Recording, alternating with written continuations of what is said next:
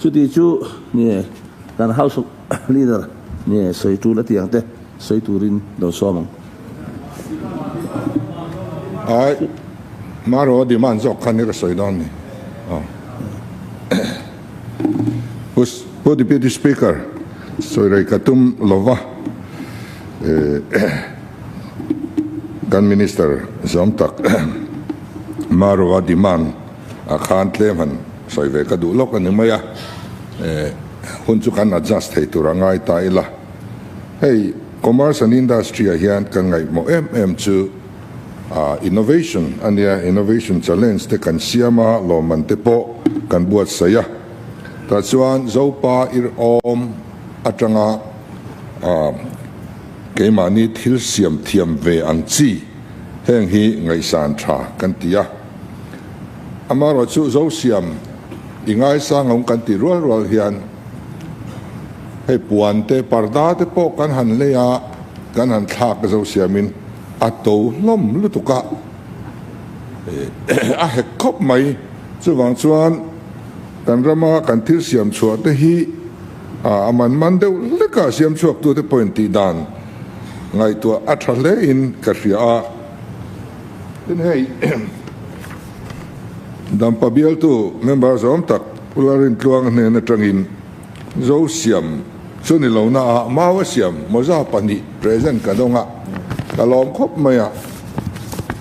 cái ni pu tu kan lo in su in sa to a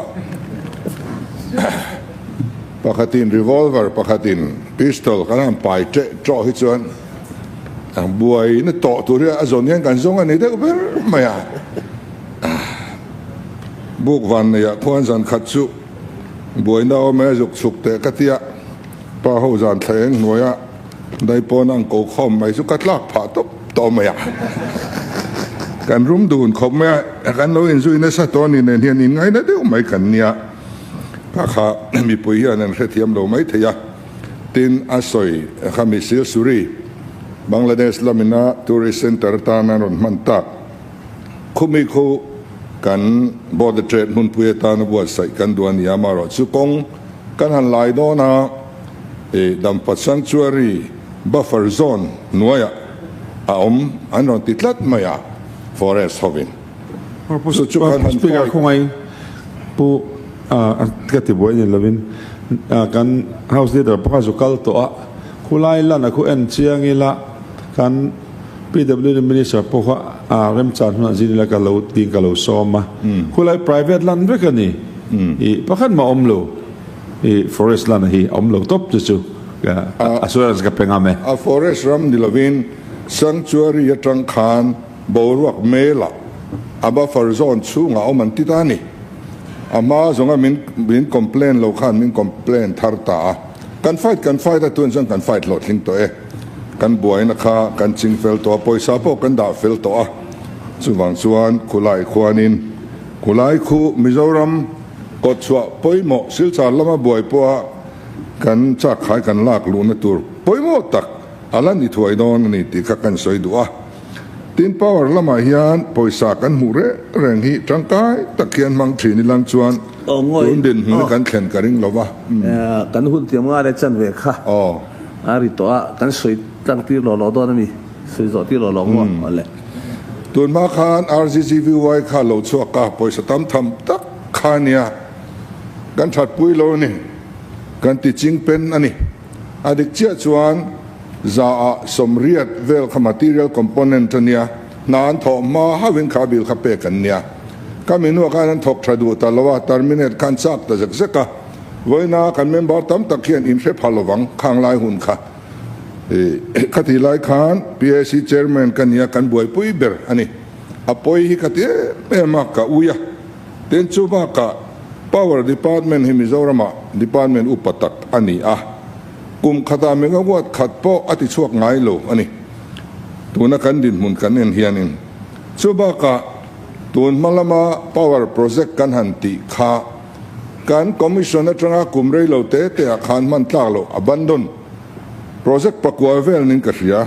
abandon project kha kan han ne sum sen thon na vek an ne khang ka poi khop maya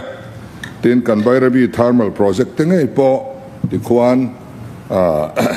zan khat po chingam lovin a trol zui ani ta heng hi plan mu mal lova research te mang lova kan local mo awang le poisa ang kan ban huam awanga thil lo thleng ania poi khop maya ei tu na yan smart meter hi kan han introduce dona heng ha le lom ka tia khata tang khanin building low ti vel khom to don lova kan ina a bil ronen dik tu local khangai to don lo manpower kan save to dona tin kan ram kan lui lon to nu le tu na kan ser lui te thlengin che lui bi te thlengin min upgrade sak du company an oma assume in boy pu ngai lowang kan tum ve kang an tia ti chuan kan siam zo chuan chu ti za chu free in dongang abak chu in leive ang an tia phei cham kan man hi ani ringota adik che chuan heng te hi kan han soi noya party chen katin press conference te hia an ko kha poi ka tia khatianga min ti sak tur kan mudo ne mi khovela hian mundanga chuwang chuan nimina po kan ngai thlatwa kan se lui bi project a laom to zia te siam that a pur om to zia te khati chunga lat tati ram kan tum chuan enge moril ludang kan putina ni ram mangai na ani to lo hengi wai taka kan pal ahun katia tin te rei te po hei tu na hian ngene new development bank ka tangin poisa kan puk dona za somria central mintum sak dona za som ni chau kan rulve angai dona tuiri ni sok alom khop mai heng te po hi van ni ropui tak kan don ania tin ribe te muthei khopa kan han thok hi power and electricity department thok du te jong song thorim ra ania an zawai chunga lom thu ka soidua tun ma khan puzol thaw khan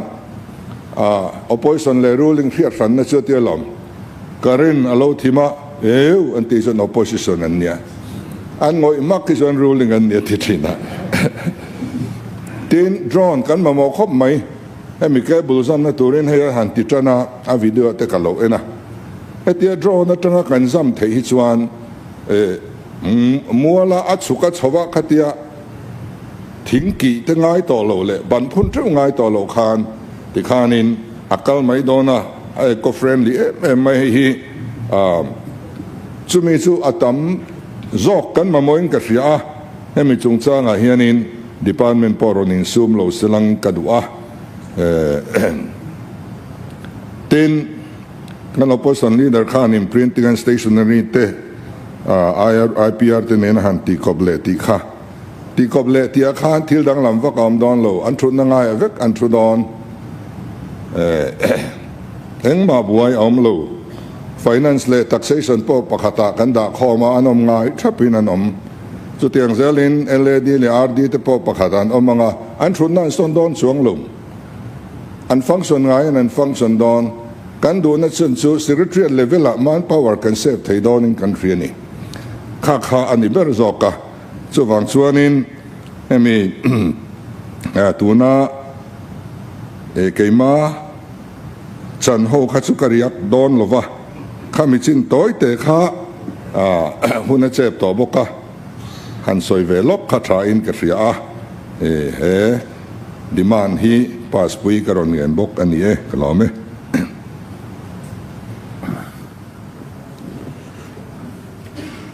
pas ni demand kat nakina sunam turin ni hei kan chol hun no thleng to kan cholanga da ruk le chan ve kan thu khom le don ni